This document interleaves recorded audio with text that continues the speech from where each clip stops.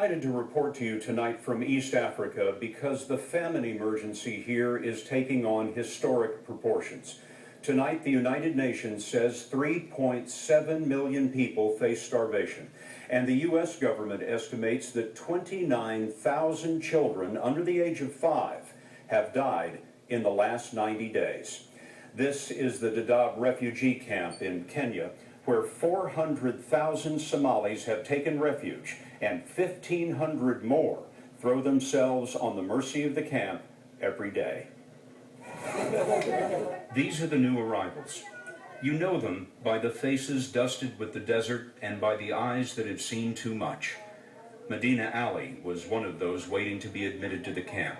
She sat with the quiet resignation of a woman who had fought to save her children in an unforgiving land.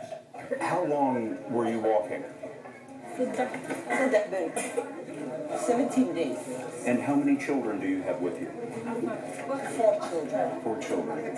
Did all of your children survive the journey? One boy died on the way.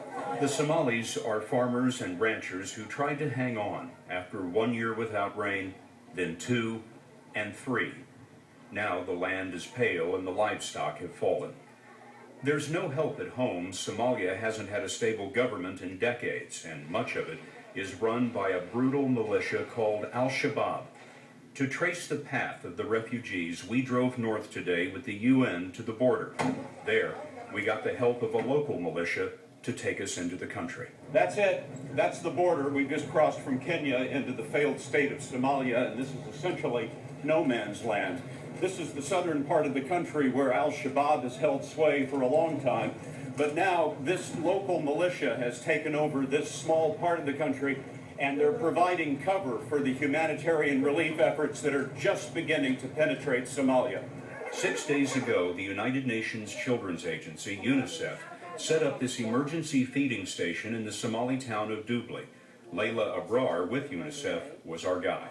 They come in groups from these villages, and so they kind of help each other along the way. But by the time they get to a place like Doble, which is a transition village, or they come to the camps in the Dadaab, they are barely alive.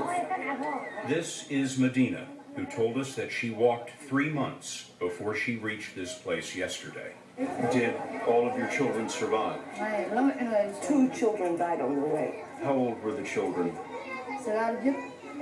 One was 8 years old and one was 9 years old. Where did you have to leave them?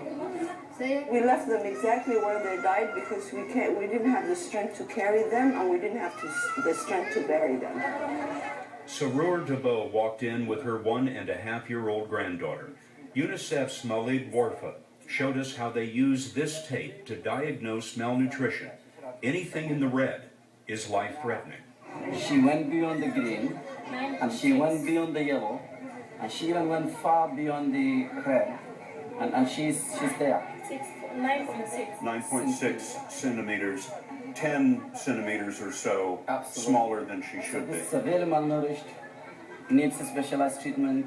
You can see her eyes are already whitish, you see her lips are dry. It's really a severe situation that we see everywhere in Somalia.